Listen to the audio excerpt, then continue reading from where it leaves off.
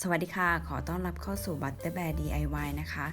ในคลิปนี้นะคะเราจะมาถักดอกไม้อีกหนึ่งลายนะคะซึ่งเป็นลายที่น่ารักมากๆบางคนก็เรียกว่าเป็นดอกเดซี่นะคะจะออกแนว Retro Vintage หน่อยๆนะคะแต่ว่าก่อนอื่นเราไปดูอุปกรณ์ที่ต้องใช้กันค่ะ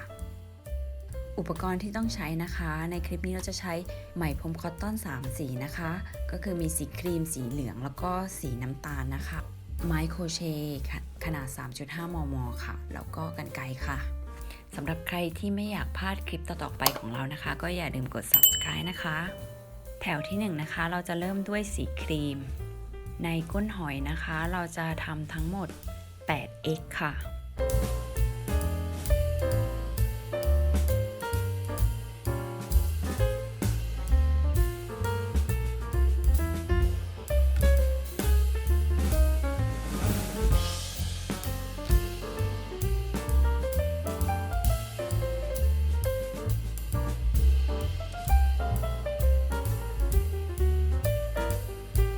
เมื่อทำ 8x เสร็จแล้วนะคะก็ดึงปิดก้นหอย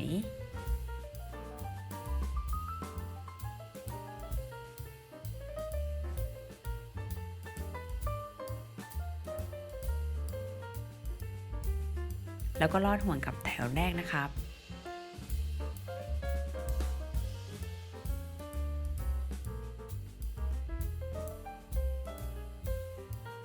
แถวที่1เป็นอันเสร็จเรียบร้อยค่ะในแถวที่2นะคะให้เราถัก2โซ่ค่ะเราจะไม่นับโซ่2เป็น1หลักนะคะแล้วในทุกหลักนะคะให้เราถัก2ที half double crochet นะคะ2ทีไปทุกหลักจนหมดแถวจากแถวที่1เรามี8หลักเมื่อถักครบแล้วก็จะได้16หลักนะคะ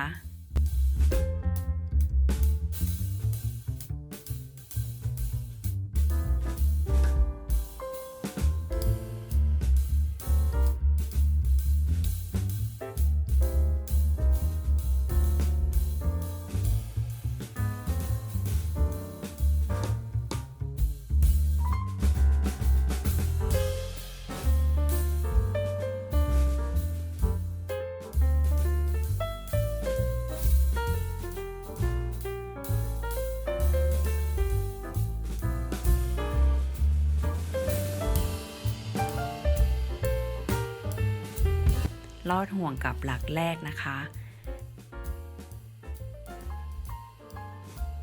แล้วก็ตัดไหมค่ะ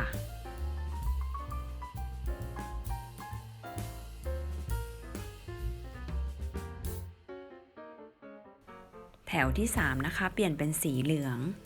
ขึ้นต้นด้วย2โซ่นะคะเราไม่นับ2โซ่เป็นหลักเหมือนเดิมแล้วในหลักแรกนะคะก็ให้ถัก 3F ค่ะ Double Crochet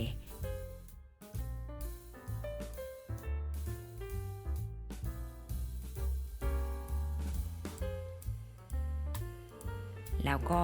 ถัก1โซ่นะคะแล้วก็เว้นไป1หลักค่ะแล้วในหลักถัดไปเนี่ยก็ให้ถัก 3F อีกครั้งหนึ่งค่ะทำแบบนี้ไปจนจบแถวนะคะถัก1โซ่แล้วก็ 3F ค่ะ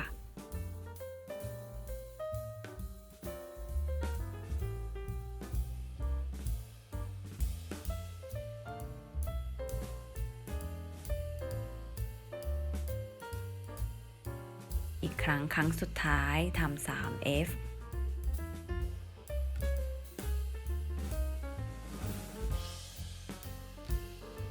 1โซ่นะคะแล้วก็ลอดห่วงกับหลักแรกค่ะกับแถวบนสุดของหลักแรกนะคะแถวที่3ก็เสร็จเรียบร้อยแล้วค่ะเราก็จะดึงไหมพรมทิ้งไว้นะคะแล้วก็เริ่มทำด้านหลังของแถวที่3ค่ะก็คือใช้สีน้ำตาลนะคะให้เราต่อไหมพรมจากช่องว่างที่เราเว้นไว้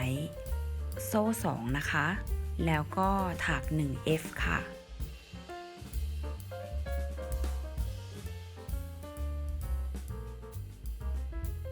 เสร็จแล้วก็ให้เราถัก4โซ่แล้วก็ไปถัก 1F ในช่องว่างต่อไปค่ะ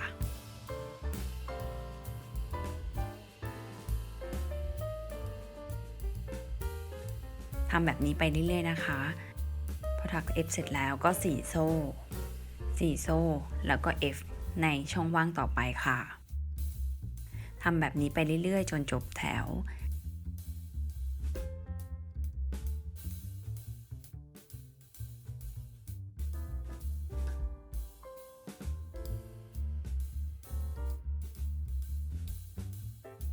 แล้วก็ลอดห่วงกับหลักแรกค่ะ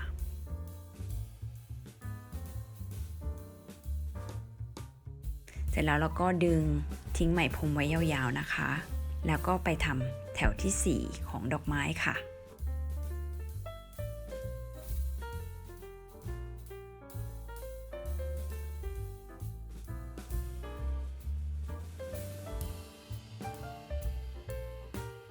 ให้ขึ้นต้น2 โซ่2 โซ่นี้เราจะไม่นับเป็นหลักเลยนะคะในทุกครั้งแล้วก็ให้เราถัก1 F ใน2 หลักแรกนะคะ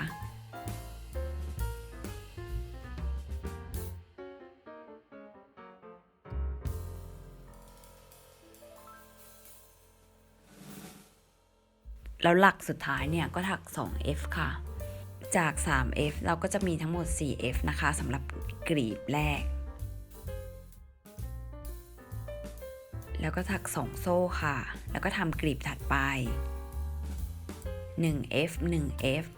แล้วก็2 F ในหลักสุดท้ายค่ะ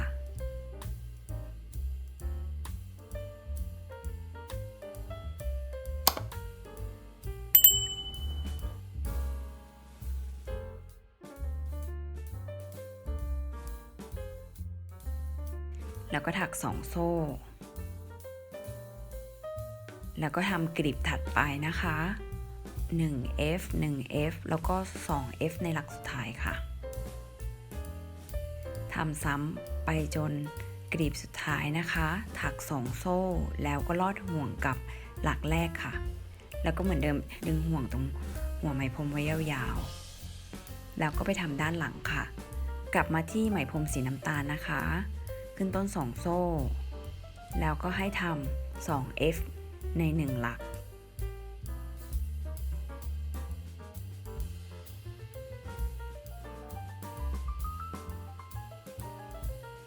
แล้วก็ถัก5 โซ่ค่ะ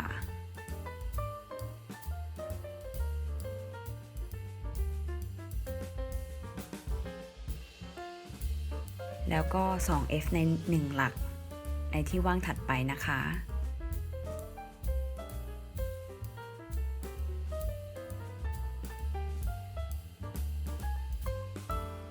แล้วก็ทำ5 โซ่เพื่อไปยังที่ว่างถัดไปค่ะแล้วก็ถัก2 F ใน1 หลักอีก1 ครั้ง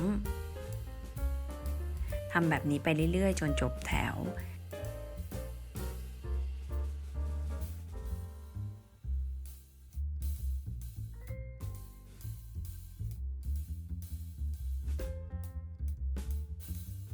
แล้วก็มาลอดห่วงกับหลักแรกค่ะแล้วก็ดึงไหมพรมค้างไว้ยาวๆค่ะแล้วเราก็กลับไปทำในส่วนของดอกแถวที่5นะคะแถวที่5นะคะให้ขึ้นต้น2 โซ่เหมือนเดิมให้ถัก1 F ใน3 หลักแรกค่ะ F F F นะคะ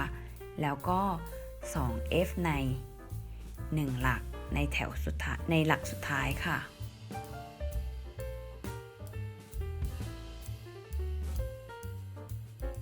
จาก4 หลักในแถวนี้ก็จะเพิ่มเป็น5 หลักนะคะ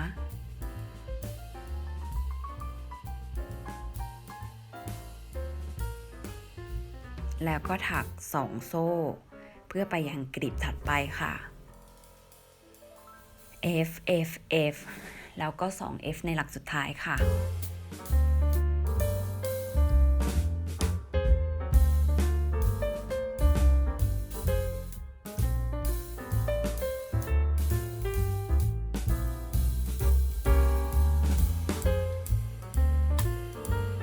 แล้วก็2 โซ่เพื่อไปยังกลีบถัดไปทำไปจนครบทุกกลีบนะคะ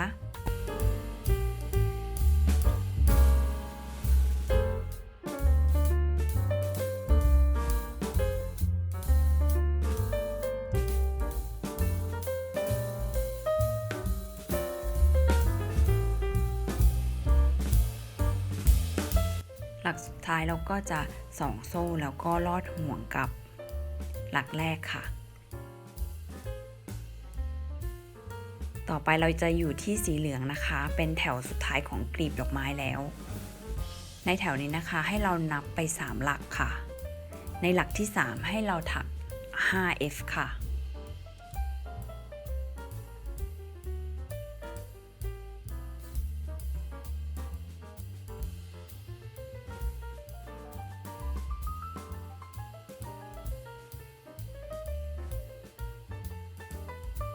พอทำ 5F เสร็จแล้วนะคะก็ให้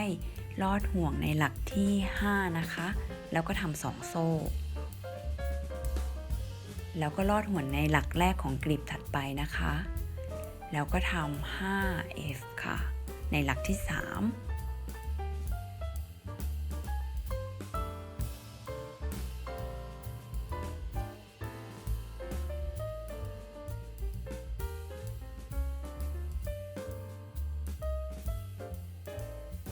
แล้วก็ลอดห่วงในหลักที่5ทำแบบนี้ไปจนจบแถวเลยค่ะ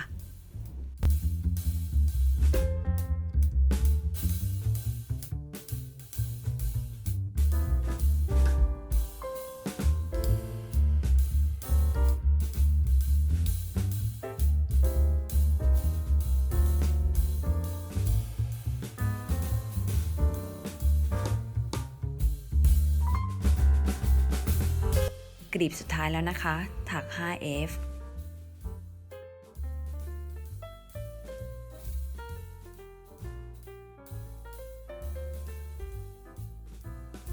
แล้วก็ลอดห่วงในหลักที่5แล้วก็ทำ2โซ่แล้วก็ลอดห่วงกับหลักแรกค่ะแล้วก็เป็นอันเสร็จเรียบร้อยสามารถตัดไหมพรมสีเหลืองได้เลยค่ะ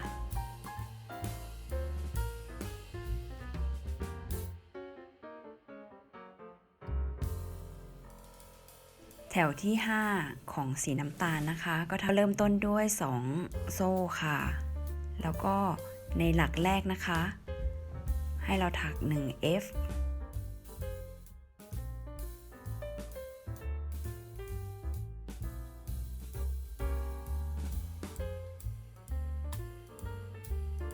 ในหลักที่2ให้เราถัก 2F นะคะ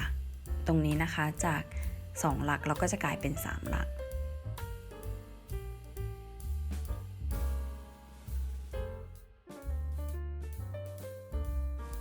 ก็จะกลายเป็น3หลักนะคะแล้วเราก็จะถักตรงเส้นด้านหลังนะคะมันก็จะเป็นส่วนกลีบด้านบนนะคะ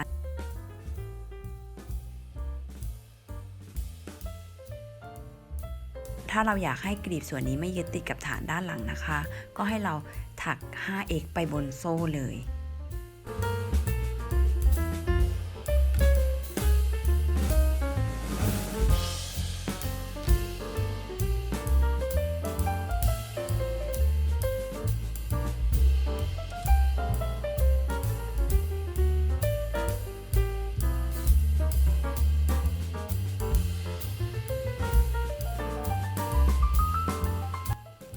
แต่ว่าถ้าเราอยากให้มันติดกับด้านหลังนะคะตอนที่เราถักหลักที่3เนี่ย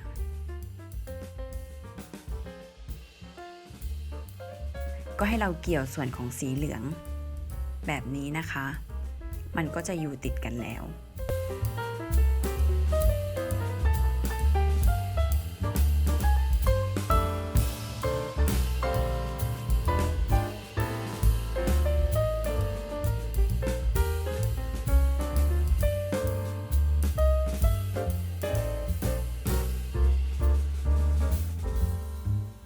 แต่ในคลิปนี้เราอยากให้มันแยกกันนะคะให้มันแบบสามารถพับได้แล้วก็จะถัก 5F ไปบนโซ่เลย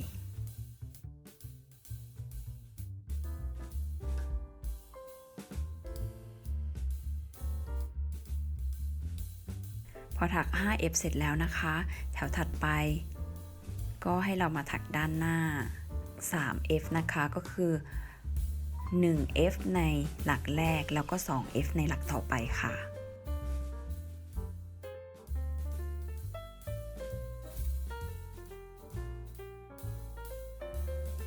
แล้วก็ถักด้านหลังถักบนโซ่นะคะไปอีก 5F ด้านหลังกลีบดอกไม้ค่ะ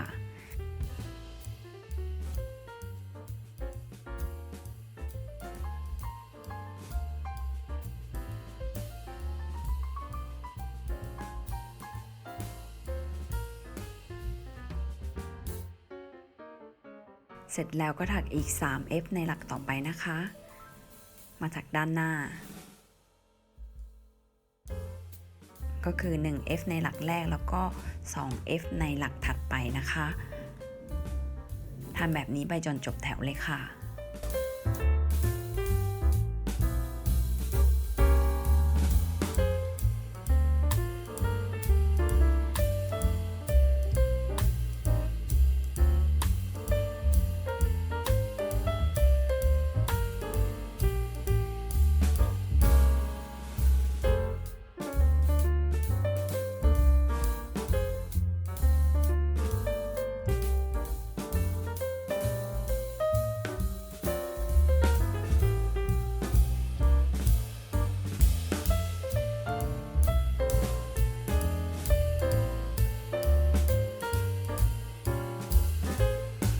เมื่อเสร็จแถวนี้แล้วนะคะต่อไปเนี่ยเราจะทำให้มันเป็นสี่เหลี่ยมแล้ว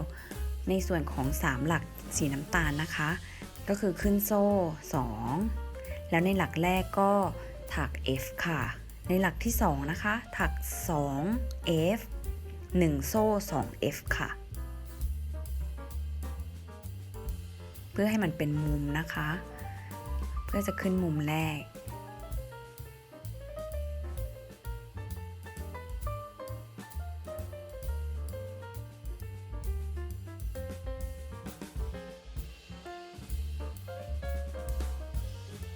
แล้วในหลักที่3นะคะก็ถัก 1F ค่ะ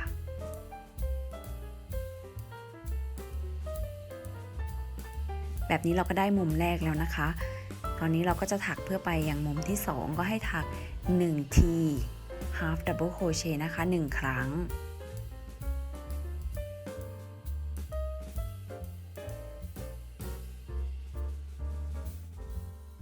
แล้วก็ถัก x 11 ครั้งค่ะ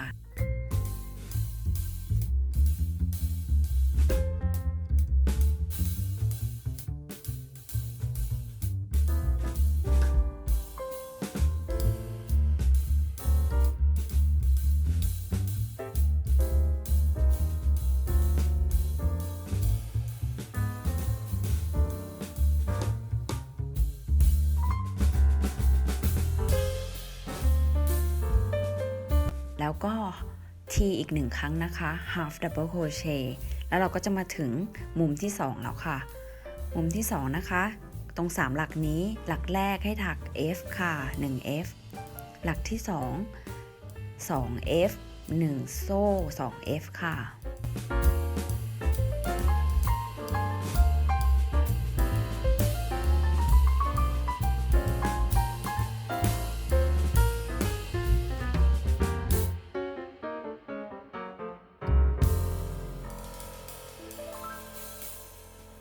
หลักที่3ถัก 1F ก็จะได้มุมที่2มาแล้วค่ะ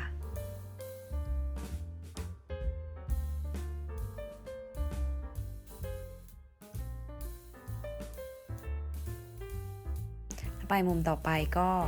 ทำแบบเดิม 1T 11X 1T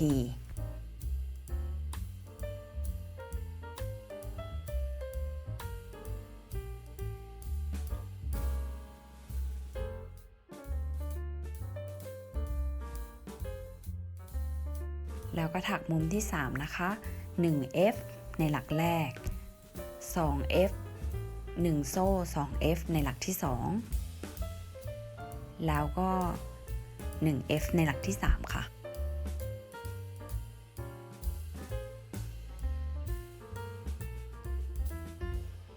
ทำแพทเทิร์นเดิมนะคะไปจนจบแถว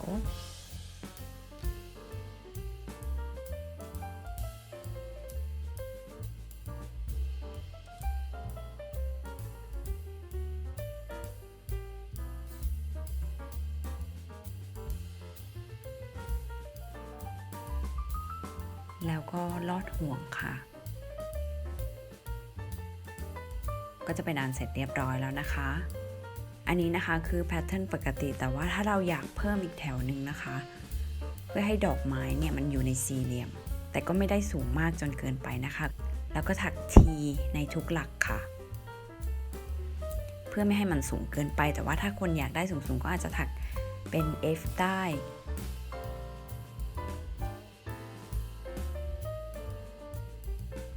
แต่ว่าถ้าเราถัก T เนี่ยตรงมุมนะคะให้ถัก 1F 1 โซ่แล้วก็ 1F ค่ะแล้วก็ถัก T ไปตลอดแนวจนไปถึงมุมถัดไปก็ถัก 1F 1 โซ่แล้วก็ 1F อีกครั้งนะคะทำแพทเทิร์นนี้ไปเรื่อยๆลอดห่วงกับหลักแรกนะคะก็เป็นอันเสร็จเรียบร้อยแต่ว่าถ้าเราถัก F นะคะถ้าเราถัก F เนี่ยเวลาทำมุมก็ควรที่จะทำเป็นพอ2คอนะคะเพื่อให้มันสูงเท่ากันเพื่อให้ความสูงของสี่เหลี่ยมเท่ากันค่ะ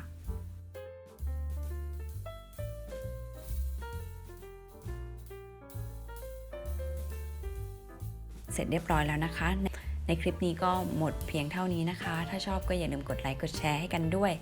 หรือว่าถ้าใครอยากคอมเมนต์มาคุยกันก็ได้นะคะสำหรับคลิปนี้หมดเพียงเท่านี้นะคะแล้วเจอกันใหม่คลิปหน้าค่ะ